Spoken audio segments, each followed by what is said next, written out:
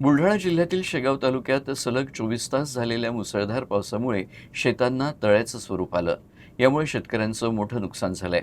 यातच खामगाव विधानसभा मतदारसंघाचे माजी आमदार दिलीप कुमार सानंदा यांनी थेट शेतबांधावर जाऊन बाधित शेतकऱ्यांची भेट घेतली आणि परिस्थितीचा आढावा घेतला. शेगाव तालुक्यात गेल्या 24 तासापासून सुरू असलेल्या संततधार आणि मुसळधार पावसामुळे बळीराजा संकटात आहे. भोनगाव, बोंडगाव आणि खातखेड शिवारात पावसानं मोठा कहर केला असून शेतात सर्वत्र पाणी साचलंय. ऐन हंगामात पिकं पाण्याखाली गेल्यानं शेतकऱ्यांचं मोठं नुकसान झालंय. या घटनेची माहिती मिळताच खामगाव विधानसभा मतदारसंघाचे माजी आमदार दिलीप कुमार सानंदा यांनी तातडीनं संबंधित गावातील शेतबांधावर पोहोचून परिस्थितीची पाहणी केली.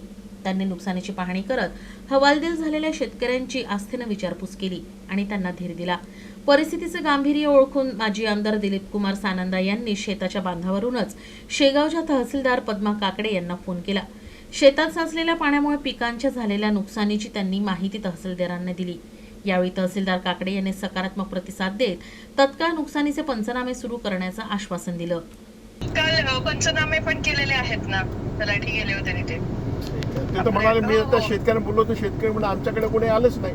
नाही काल आता कदाचित म्हणजे चालू असतील त्यांचे, पण कालपासून आपण सुरू केलेले आहेत पंचनामे. मॅडम लवकर करा, पालकमंत्र्यांना सांगून त्यांना जेवढी मदत होईल तेवढी आपल्याला करता. नक्की सुरू आहेत पंचनामे, आपण केलेले आहेत, कालपासून केलेले आहेत, आदेश पण केलेला आहे. ठीक आहे मॅडम. हो चालेल. एवढ्यावरच न थांबता सानंदा यांनी राज्याचे मदत आणि पुनर्वसन मंत्री आणि बुलढाणा जिल्ह्याचे पालकमंत्री मकरंद पाटील यांच्याशीही फोनवरून संवाद साधला आणि या भागातील बाधित शेतकऱ्यांच्या व्यथा आणि वास्तव त्यांच्या कानावर घातलं. नुकसानग्रस्त शेतकऱ्यांना शासनाकडून त्वरित आणि भरीव मदत मिळावी अशी मागणी त्यांनी यावेळी केली. शेगाव तालुक्यातील बोनगाव, येवळखेड, बोंडगाव या परिसरामध्ये जवळपास 24 तासामध्ये 110 मिलीमीटर पाऊस झाला व त्या माध्यमातून जगाचा पोशिंदा आहे.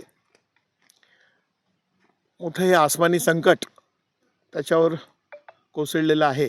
या माध्यमातून आताच मी तहसीलदार SDO यांच्याशी चर्चा केली. त्यांनी सांगितलं की तात्काळ पंचनामे करून शेतकरी बांधवांना जास्तीत जास्त लाभ मिळवण्याच्या दृष्टिकोनातून आपल्या जिल्ह्याचे पालकमंत्री, मदत व पुनर्वसन मंत्री मकरंद आबा पाटील यांच्या माध्यमातून जास्तीत जास्त मदत ही शेतकरी बांधवांना मिळवून देण्यासाठी मी प्रयत्नशील राहील.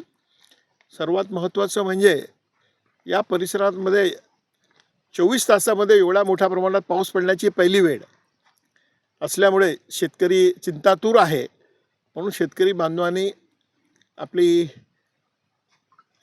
नुकसान भरपाई मिळवण्याच्या दृष्टिकोनातून तात्काळ तक्रारी कराव्यात, त्याचे फोटोग्राफ्स काढावे व त्या माध्यमातून त्यांना मोठ्या प्रमाणामध्ये मदत मिळवून देण्यासाठी मी सदैव प्रयत्नशील राहील.